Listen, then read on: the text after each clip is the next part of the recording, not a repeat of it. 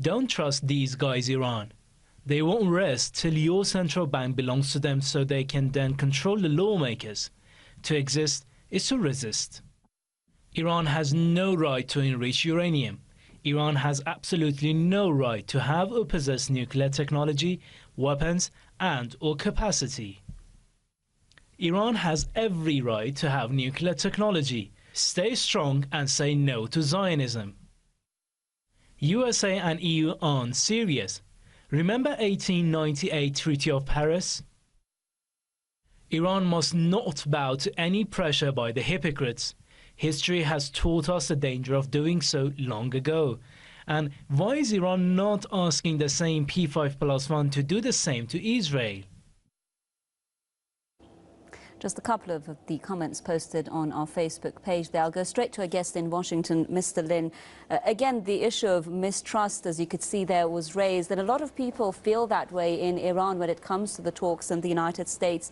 Because, you know, when we are speaking about the nuclear talks, some people here that are against even the talks taking place say when the United States is still repeating all options are on the table, how could it at the same time continue negotiations with Iran? And even when the interim deal was reached, the US was, they say, under a lot of pressure from its ally Israel, which a lot of people are accusing of trying to sabotage these talks. I think that, number one, in my judgment, the Obama administration is very serious about approaching these talks in a manner that provides for the opportunity to reach a comprehensive settlement. I believe that President Obama believes it is in the United States' interest and in the world's interest and in Iran's interest to reach this comprehensive agreement. That said, President Obama does face a lot of pressure domestically here in the United States from Congress. There was a big push in the last 45 days for Congress to enact additional sanctions which would hang over the head of the talks, so that if the talks became unsuccessful or were declared unsuccessful, the sanctions would automatically kick in. President Obama has pushed back very, very hard on that.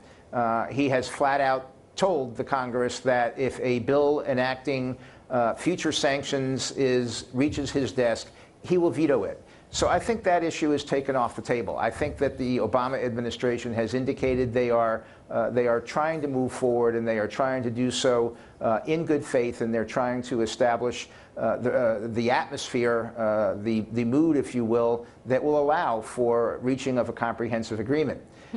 That being said, there is a lot of water that has passed under the bridge in the last, well, I say last 35 years, but my colleague brought up incidents going back to 1963, where our two countries don't have a history of trust with each other. In fact, we have a history of hostilities with each other. This needs to be worked on in good faith and overcome. It's something that if the negotiators at the table in Geneva both convince the other side, each other, that they are interested in achieving an agreement, we may achieve an agreement.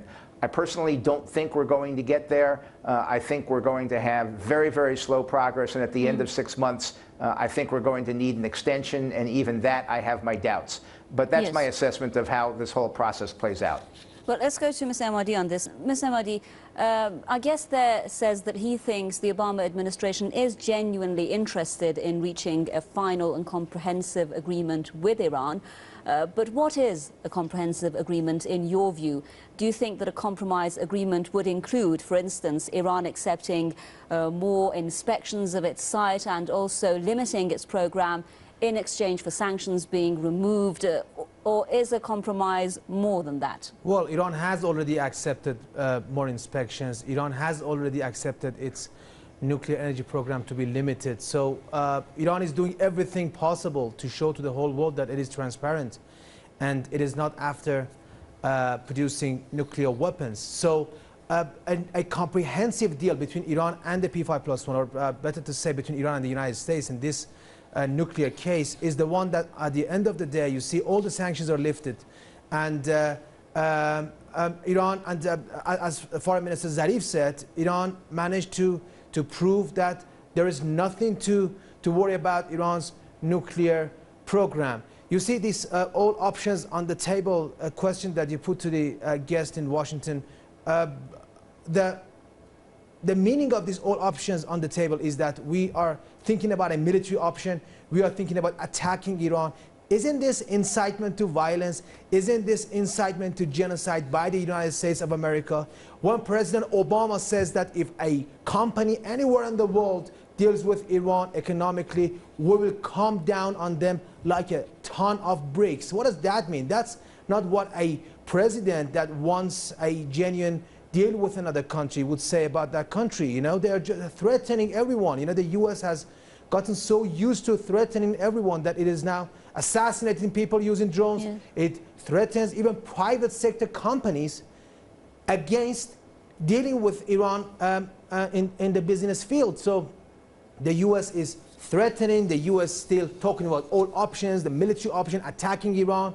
That means that it is not constructive, and the U.S., even if it genuinely wants to have a deal, at the end of the day, comprehensive deal, what we can see, what we hear from American officials prove otherwise. Okay, now we are quickly running out of time. I'd like to give both of you 30 seconds to give your concluding remarks. Mr. Lin, quickly if you can, do you think the United States will finally be able to recognize Iran's right to enrichment?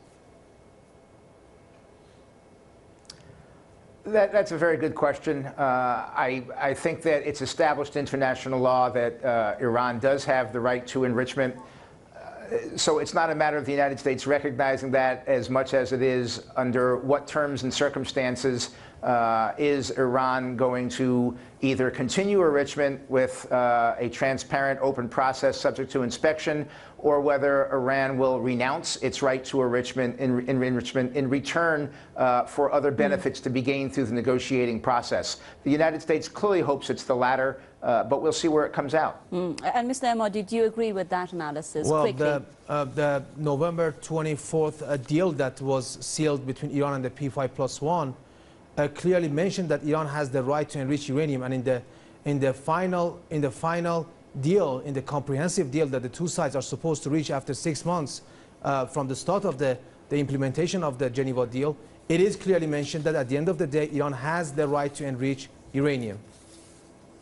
Press TV's Newsroom Director, Mr. Hamid Reza Emadi, thank you very much for joining us. A big thank you to our guest in Washington as well, with the American Institute for Foreign Policy, Mr. Michael Lin. Thank you so much, everyone, for staying with us here for another edition of The Debate. From me, Homa Lesgi, it's goodbye.